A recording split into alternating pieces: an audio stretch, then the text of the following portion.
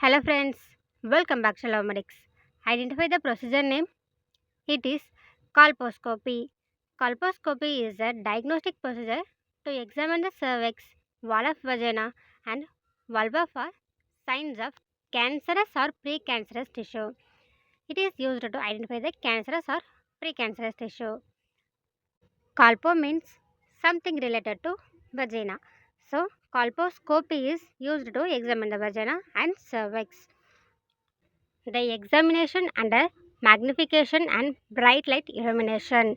Colposcopy. It is the instrument which is used to examine the cervix during colposcopy. Now, colposcopy indication. Any abnormal pap smear test, abnormal result during pelvic examination, or positive HPV test. These patients are referred to colposcopy. I hope you enjoyed this video. Thanks for watching. If you have any suggestion, give your valuable comments in the comment box.